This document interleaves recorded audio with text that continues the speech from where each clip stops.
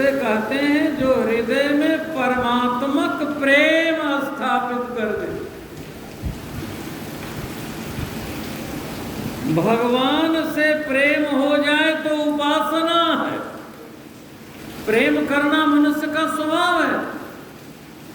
जगत से प्रेम करेगा तो कारण वासना बनेगी, भगवान से प्रेम करेगा तो कारण उपासना बनेगी। जीवन को धन्य बनाने का इससे अच्छा अवसर कुछ नहीं। मानव जीवन भगवान ने दिया ही इसीलिए। एवं प्राप्य भजस्व माम, इसे पा करके मेरी भक्ति करके मुझे प्राप्त कर लो। प्रहलाद जी ने करोड़ों वर्षों तक राज्य किया, करोड़ों वर्षों। वो कहते हैं भगवान की भक्ति में बड़ी शीघ्रता से लग जाओ, बड़ी शीघ्रता से। बाल्यकाल में ही लग जाओ। क्यों?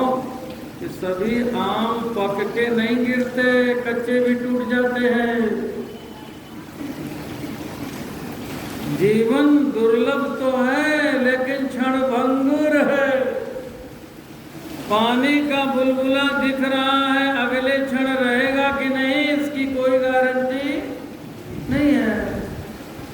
ऐसे जीवन की कोई गारंटी नहीं। अभी लग जाओ।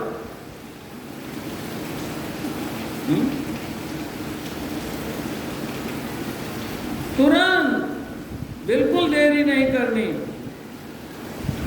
हमने बहुत बड़ा साम्राज्य इकट्ठा कर लिया, ठीक है। अगले क्षण जब मर जाएंगे, कहीं भी जाएं, कितना भी सत्कर्म धर्म कर लिया, गोविंद कहते हैं आ ब्रह्म भुवनालोका, ऊर्ध्वलोक का सबसे ऊंचा सत्यलोक ब्रह्मलोक, वहां तक भी चले गए। पुण्य भोग करके तो यहीं आओगे, वक्त यहीं आना पड़ेगा। और जब यहां आओगे पता नहीं कुत्ता बनोगे कि गधा बनोगे। हो सकता है उसी कोठी में आओ कुत्ता बन करके, तो चौकीदार जो नियुक्त हुआ है वही घुसने नहीं देगा, जिसके तो मालिक हो। जीवन क्षण भंगुर है। क्षण भंगुर जीवन की कलिका, कल प्रात को जाने खिली न खिली।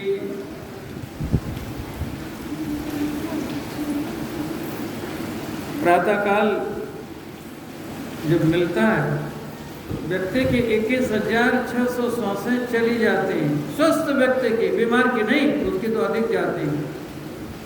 और सूर्योदय के समय सो गया तो और अधिक जाती। और सूर्योदय के समय ऐसी चकाचक नींद आती है, उठते बनता नहीं। प्रातःकाल, और प्रातःकाल 4-5 बजे उठने वाले सोने वालों को काले दिखते हैं, खटपट कर रहे हैं। और जगाए तो किसी को झगड़ने को तैयार होगा। मलयाचल की शीतल मंद सुगंध समीर चलती है, प्राणवायु चलती है। जितना अच्छा काम है करने में बड़ी कठिनाई, बड़ी कठिनाई। अच्छे काम में कठिनाई न आवे तो हर व्यक्ति अच्छा कर लेगा, और बुरे कर्मों में अच्छा मन न लगे तो हर व्यक्ति बुरा काम छोड़ देगा। बहुत गड़बड़ लगता है। क्षण भंगुर जीवन की कलिका, कल प्रात को जान खिली न खिली। मलयाचल की शुच शीतल मंद, सुगंध समीर मिली न मिली। कलिकाल कुठार लिए फिरता, तन नम्र से चोट झिली न झिली। भजले श्री राम हरि रसना, भजले प्रभु राम रटले श्री राम हरि रसना। फिर अंत समय में हिली न हिली। अभी हिला लो, नहीं तो कंधे पे उठा के लोग जोर जोर से चिल्लाएंगे, संसार को बताएंगे सुन लो राम नाम। नहीं, इसलिए मन से अपने कहो, वंदे श्री रामम प्रभु वंदे श्री रामम। मुनिजन मनोभिरामम, मुनिजन मनोभिरामम। नवमेघ श्यामम वंदे श्री रामम।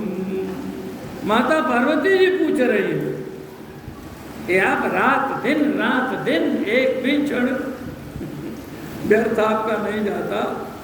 राम राम राम राम राम राम रटते रहते।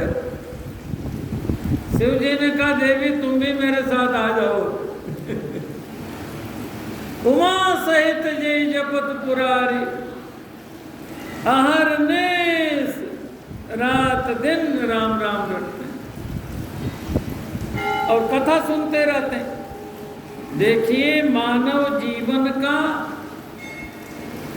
एक उद्देश्य है। अब 2 मिनट में भागवत की बात कर रहे हैं। राजा परीक्षित जी ने पूछा सुखदेव भगवान से, थोड़े में पहले बता दीजिए, विस्तार से फिर कहिएगा। मरने वाले को क्या करना चाहिए? तो कहा जो शिव जी करते हैं वही करना चाहिए। समझा के बता देता हूं। उन्होंने 2 श्लोक सुनाए और दोनों में एक ही बात।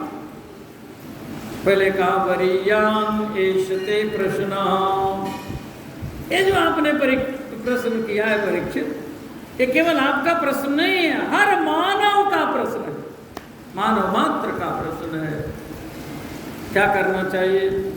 तस्मात् सर्वात्मना राजन हरि सर्वत्र सर्वदा। सबकी अंतरात्मा राम जी है। ये वेद मंत्र बोल रहे, वेदों में जो लिखा, रमन्ते योगिनोऽनन्ते सत्यानंदे चिदात्मनि इति रामपदेनासौ परब्रह्म विधीयते। सुखदेव भगवान कह रहे, तस्मात् सर्वात्मना राजन हरि सर्वत्र सर्वदा। भगवान सर्वत्र है, सर्वदा है, ऐसा मान करके श्रोतव्य। हो गया क्या? अच्छा, हाँ, आदरणीय भैया जी तिरुपति नाथ धाम के मंत्री जी विराजमान है। मैं प्रसंग लगा रहा हूँ। आज आपके श्रीमुख से भी 2 शब्द हम सुनेंगे। ये बात आप सुन लीजिए। श्रोतव्य का नवधा भक्ति है, अरे शतधा भक्ति है, सहस्त्रधा भक्ति है, लेकिन 3 बता रहा हूं। श्रोतव्य, सुनो भगवान को जो सुन रहे आप। कीर्तितव्य, कीर्तन करो। स्मर्तव्यो भगवान नृणाम, दूसरी बात है। फिर यही बात दूसरे श्लोक में, तस्मात् भारत सर्वात्मा भगवान